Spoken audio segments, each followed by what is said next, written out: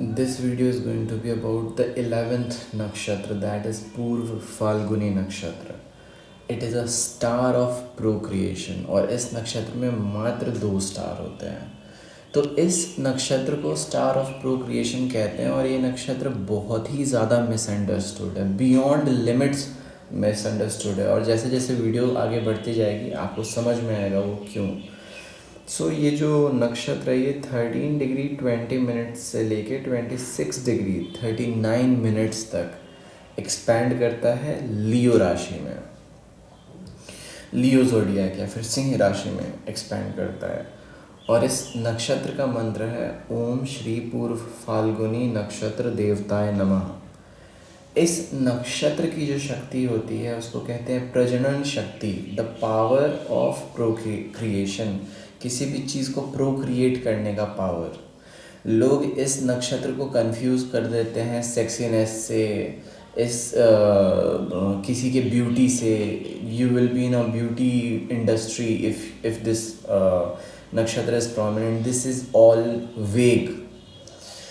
हमने सिंह राशि को अगर ढंग से समझे तो 3 नक्षत्र इसके अंदर फॉल करते हैं, और 2.5 नक्षत्र अगर मैं ढंग से बोलूँ। इससे पहले पूर्व फाल्गुनी से पहले हमने देखा था कि हमने मघा नक्षत्र में किसी भी चीज़ को ओरिजिनेट किया था, किसी भी चीज़ को फॉर्मुलेट किया था, किसी भी शोरूम की ओपनिंग हो गई या फिर किसी भी मूवी प्रोडक्शन हाउस की ओपनिंग हो गई, किसी भी मूवी की ओपनिंग सेरेमनी हो गई।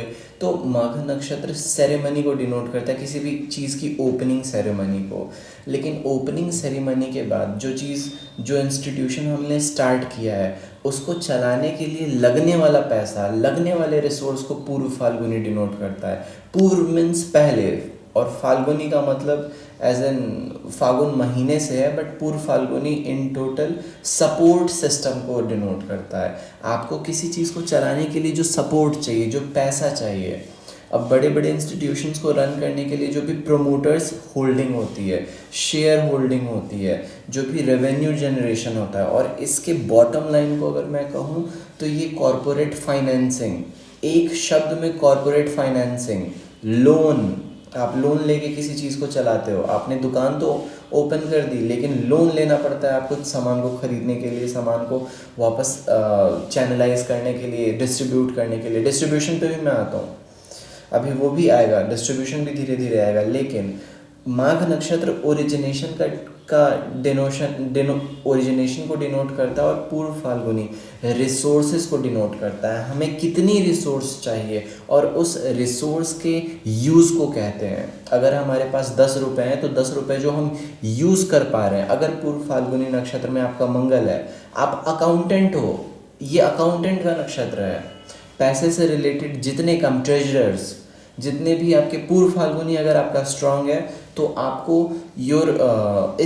इस नक्षत्र के देवता भग होते हैं। भग अदिति का पुत्र थे जिनका काम पैसा बचा के रखना था। उनको पैसे यूज़ करने की सबसे अच्छी नॉलेज होती है, किसी पैसे को कहाँ यूज़ करें, कैसे यूज़ करें।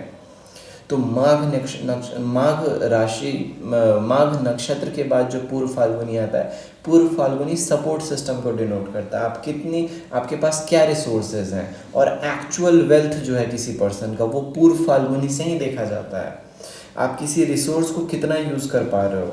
अच्छा, इस बात को मैं क्लियर कर दूं, जब मैं वेल्थ बोलता हूँ तो वेल्थ का मतलब सिर्फ और सिर्फ इकट्ठा किया हुआ वेल्थ नहीं है। ये वो वेल्थ है जो कि आप यूज़ कर रहे हो, जिसको ऑपरेटिंग कैश फ्लो भी कहते हैं इकोनॉमिक्स के टर्म में।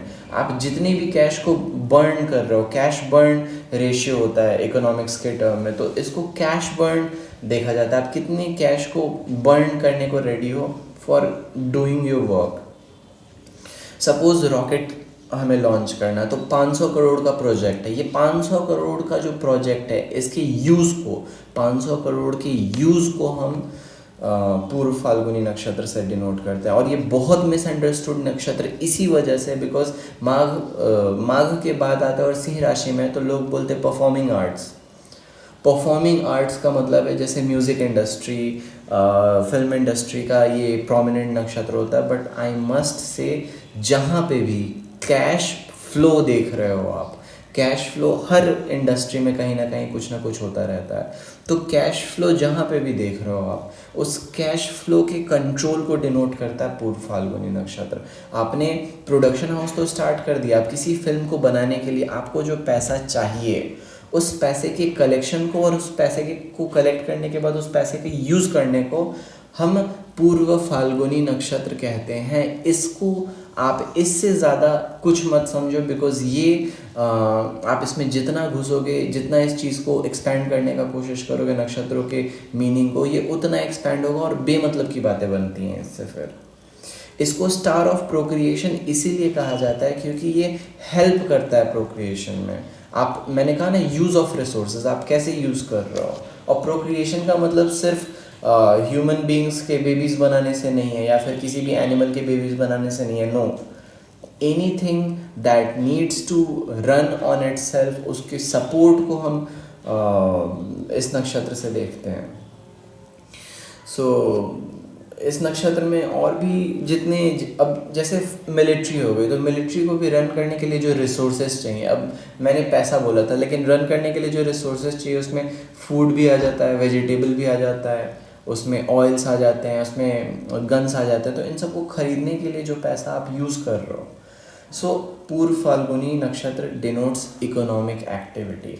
इकोनॉमिक एक्टिविटी जहाँ पे भी ट्रांजैक्शंस हो रहे हैं, जहाँ पे भी फाइनेंसेस रेज किए जा रहे हैं, और ये पूर्व है। पूर्व का मतलब पहले, पहले आप फाइनेंस दो, पहले आप पैसे दो, फिर मैं काम करूँगा।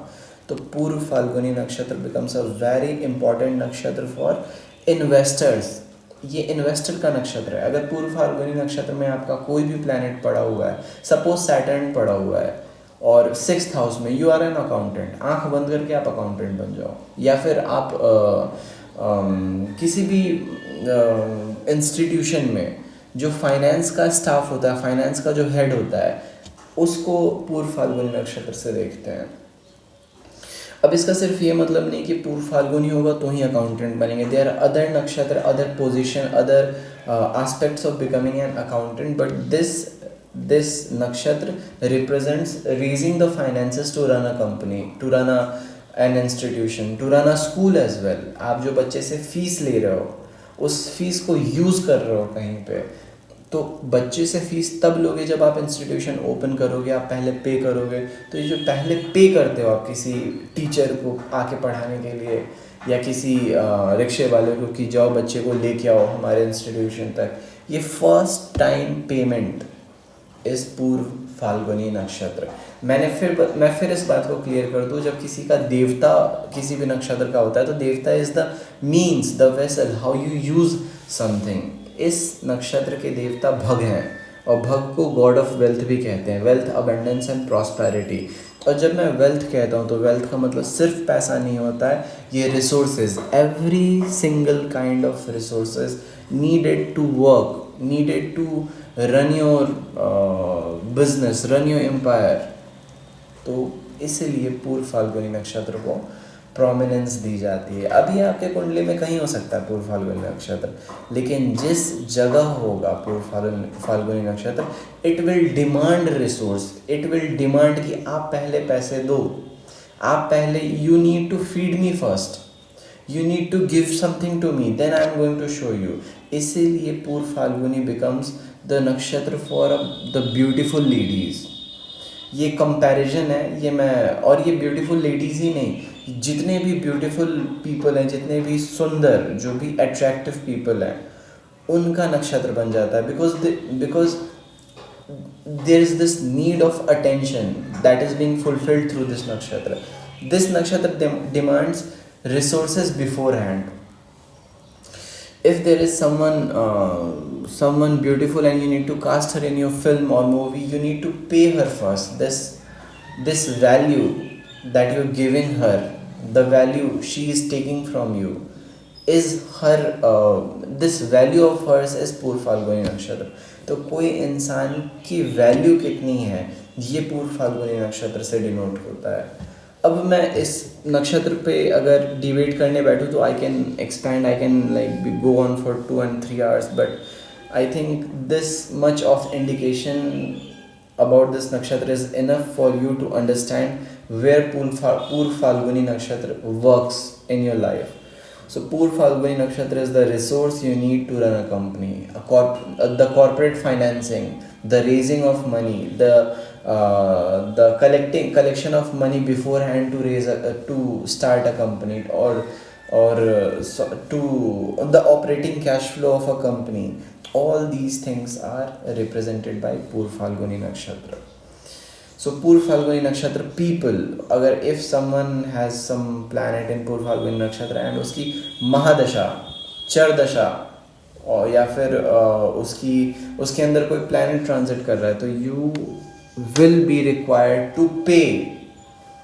This is the technical part. This nakshatra is abundance, but it is not your abundance. It requires abundance. Whatever you pay, it means the cash used, the money used, the resources used. If it's in 12th house, you will be exploited, badly afflicted, exploited. So it's that kind of nakshatra. So stay tuned, subscribe.